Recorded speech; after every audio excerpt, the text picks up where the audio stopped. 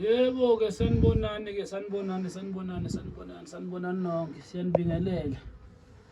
Inkudla abnormal imuntu enkulu ethola ezinye imondo. Incwadi encane engafundeki ehlela abafazi amadoda bayifunda behlula ukuyovula bonke okhiye. Umahlombe abanzi ngokuthwala izono zabantu. Siyanibingelela nje nonke emhlabeni nonke ikakhulukazi kubantu abasilandelayo nabantu abakholelwayo futhi lapha ekhaya. Namhlanje sizokhuluma futhi ngento encane kubantu. Njengoba hlala abantu sibafundise. Into esizokhuluma ngayo ngoba kuqala abantu engithanda bakwazi. Njengoba ngibo kwesinye isikhathi othi ngumuntu ongaphendula izinkulumo mhlawumbe umuntu acomment ngezinye izinyanga noma umuntu into ethinta ezinye izinyanga angikwazi ukuyiphendula mina. Angiyiphenduli ngoba njengoba ngithi ngugobela wogobela. Nginabantu nginenyanga kwakhona ko TikTok zikhona ezinye zazo eziphilela ekhaya. Nginenyanga eziningi futhi ezingihloniphayo kwakhona ko TikTok ezinye azikho la ezikholelwa emsebenzini wami ezaziyo ukuthi umkhulu masimthinte sabuza into enje siyokhona ukuphila ngoba phela ngeke sikufihla ukuthi eminyangeni kuyacobelelwana uma khona lapho xa khona ukuze abantu bephile kusasa. So ke angibi nawo amagama sengifuna ukukhuluma ngakho before ngiqala indaba yami kumuntu ozokhomenta ngamagama ezinye izinyanga engathi ungaqaphela lokho ungakwenzi la ekhaya ngoba sibuye sisize nezinyanga asikwazi ukuthi sikhulume ngakho futhi asikwazi ukukhuluma ngabefundisi futhi amagama abo ngoba kwanabo futhi siyabanceda la ekhaya lapha esigodlweni. Lesigodlo sidala ke lezi abantu abaziyo bazi kakhulu kudala bengo 2013 14 lapho lesigodlo sinesikhathi sikhona lesi lapha esikhona. So ke engeke ngikholwe kukhona ukuthi kufuna sikhulume nabantu. Ikhona ke into ethi ake singene odabeni. Athi umuntu mina ngisaba into ehlatshelwayo.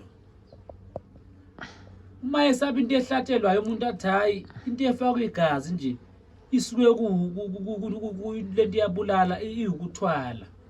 Bese uthi kwami umbuzo ngoba umuntu makuthiwa ekhaya abantu bakubo bethi sifuna umsebenzi sifuna imbuzi. Kungani bengakusaba abantu kulokhu yakuhlaba lokhu ya abakwenza emsamo uma beyohlaba ngoba kwasemsamo futhi kusuke kusebenza lona igazi. Number 2 naye ngomuntu uhamba ephehlweni yothwasa loya muntu uphinde mayethwasa enziwani uthola abanye badliswa amagazi kuyahlatshwa imbuzi kwenziwani lento yokuhlaba.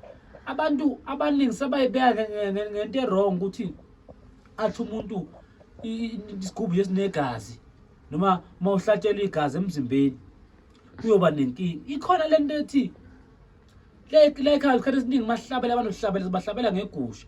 Nothi ukuthi igusha mawuhlabela umuntu ngegusha susuke sekukhona into yokubulala. Uma hlaba igusha sisuke sifuna into engenamsindo. Uyazi bakhona abantu umuntu ethi namhlanje uyaceba kodwa bese kuvuka kuxokozela abantu ukuthi lona engathi wenza ukuthi engathanda nabantu umuntu kodwa enemali kwabantu ababomndeni bengamthandi. Yilento ukuthi mhlawumbe lento bamenze into yamandla kodwa bayenza ngento enomsindo. Yabona njengembuzi imbuzi nje enomsindo. Imbuzi futhi uma wenza ngembuzi siwe sivila ukuthi ithinta inkinga eziningi ithinta namadlozi angalungisiwe. Kanti igusha into ethulayo engakhali nokukhala uma sibulala senze lo msebenzi ukwazi ukuya phambili futhi awuthinta namadlozi kakhulu ngoba abantu abaningi manje sebalimaza ukuthi imsamo yakubo. Asikhuluma ukuthi abantu abayilungisa imsamo yakubo. Asikuphinde futhi abantu abayilungisa imsamo yakubo ngoba omunye umuntu ukhala ngokuthi kade ngicatshwa ngigezwa akwenzeki kanti nomsamo wakini awukho right awumukela usizo olunikwa ngabantu. So ke abantu abalungise nemsamo yabo benamba begijimela kwezinyangeni kodwa imsamo yabo ngoba uma sihlola kanje sisuke sifuna iconnection yedlozi lami nedlozi lakini sikwazi ukuthola indaba zakini noma nezindaba ezithinta wena nezangizo zimi kanjani. Yingakho isikhathi nokuthola amahlola sibuye sibambe siphatha amakhandlela amhlophe awu3 ukhanyisa ukuthi ngoba kunabathakathi abakwazi ukuthi uma benza izinto zabo bayifihle umthakala sebenza omunye umuntu kuvela omunye umuntu kungaveli yena ubone wena kuthi hayi wena umfowenu okulamayo uyaganga mhlawumbe uganga bawumncane wakho uyifihle ngaye lo muntu so ke lento yegazi no ukuthi uhlatshela kusho ukuthi kuzofa abantu la ekhaya siyahlabela angehlala singahlabeli futhi la ekhaya siyahlabela ngane yakwethu mase kunika into yokuphila into yenhlahla igazi libalekile angathi kwanathi kuthiwa sahlanjwa ngegazi lemvana kuthiwa kuze kusuka izono zethu kwafu Jesu so ke igazi libalekile wena uzohlanjwa kanjani igazi lento yegazi kuyacala ukuthi indala lento yokuhlaba ayifiki manje so iloko sikhulumayo ukuthi abantu bayazi ngeGymnastic inamba la ekhaya 076 70 55 196 siphinde futhi siqwashise labantu abantu abathanda imali sisakalula yekani ukugijimela abantu ubona umuntu onemali mangabe esondele eduze bese uyajabula ngoba kuphi imali sikhona izithwalo eziphakama ngenhlahla zabantu ezithobula inhlahla zabantu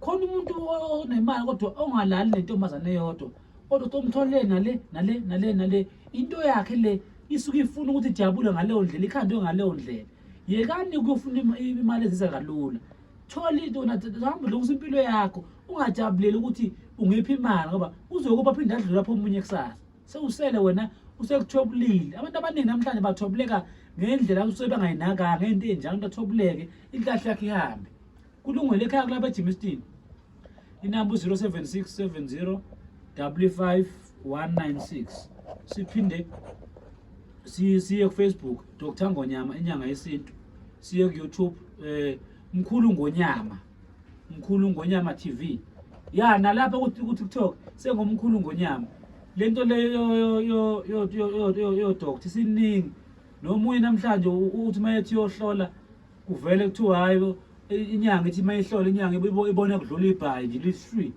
bese inyanga ithi hayi ufuna uyothwasa wena kanti ibhayi leli mhlawumbe bekufuna athenga ibhayi nje konke afuna ayigcine ngalo inyanga vethe ifuna uyothwasa wena lo muntu avela azwe leyo nto leyo avela athatha iTikTok wakhe athi Dr Sibanibani sekuyinyanga njalo kodwa mhlawumbe nokuthwasa ayazi lutho isuke nje uye kumuntu ohlolayo wabona ibhayi edlula li-3 wakhuluma naye wahlula ukuchaza ukuthi lento imkanjani so ke manje mufuna mina lapha ngizobhathi Mkhulu Ngonyama TikTok Mkhulu Ngonyama Facebook usewuye ke uDr Ngonyama ngakushintsha khona ku YouTube Mkhulu Ngonyama TV kulungile sifonele inamba 076 70 55 196 ilocation yami ubhala ukuthi 21 with deep road 21 with deep road izovela under Bosberg siyabonga nisale kahle siyanthanda uNkulunkulu anibusise siyanthanda